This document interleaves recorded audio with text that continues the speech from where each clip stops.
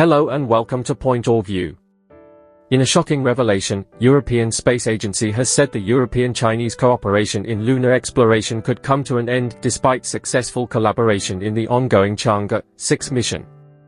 ESA provided a payload for China's Chang'e-6 complex lunar far-side sample return mission which launched May 3. The mission aims to gather and return samples from the lunar far side, providing unprecedented insights into the Moon's composition and history. An instrument developed by the Swedish Institute of Space Physics was aboard the Chang'e-6 lander which earlier this month landed in and sampled the mid-latitude Apollo crater in the South Pole-Aitken basin.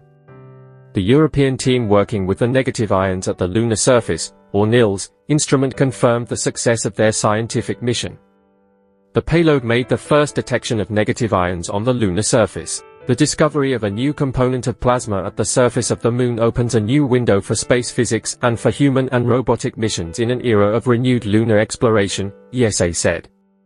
China is preparing for 2 more lunar South Pole missions with Chang'e-7 around 2026 and the Chang'e-8 in situ resource utilization and technology mission no earlier than 2028. The successful NILS experiment cooperation with Chang'e-6 may, however, mark the end and bring down the curtains on an era of ESA-China lunar collaboration. For the moment there are no decisions to continue the cooperation on the Chang'e-7 or -8, said Carl Bergquist, ESA's International Relations Administrator, in a media interview. Further ahead, ESA will not be involved in the China-led International Lunar Research Station, ILRS. ESA will not cooperate on ILRS as this is a Sino-Russian initiative and space cooperation with Russia is at present under Western embargo, Bergquist stated. It is the latest blow to Sino-European space cooperation. ESA last year also stated that it would no longer pursue opportunities to send European astronauts to the Tiangong space station. China and ESA had earlier conducted extensive training exchanges. China and Russia officially presented a joint roadmap for the project in St. Petersburg in June 2021.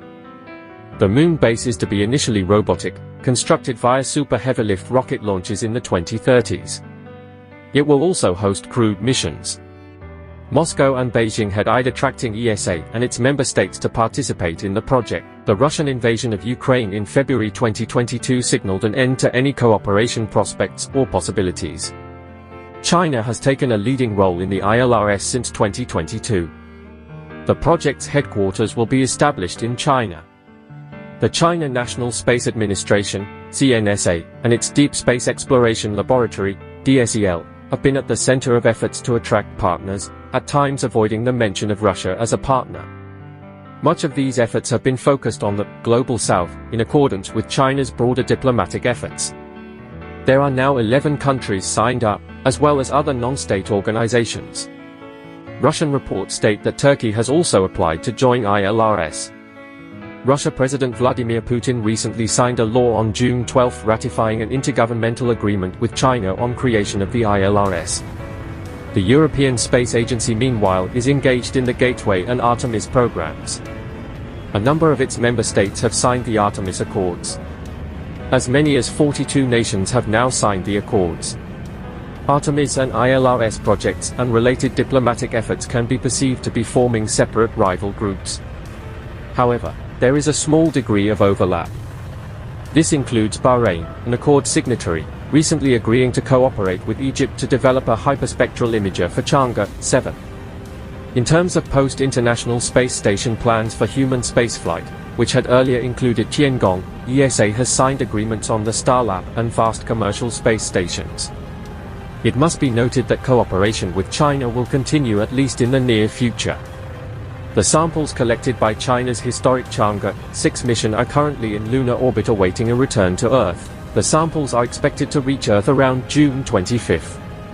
ESA will provide ground station support for Chang'e-6, just like it did for Chang'e-5 through its tracking station network, ESTRAC.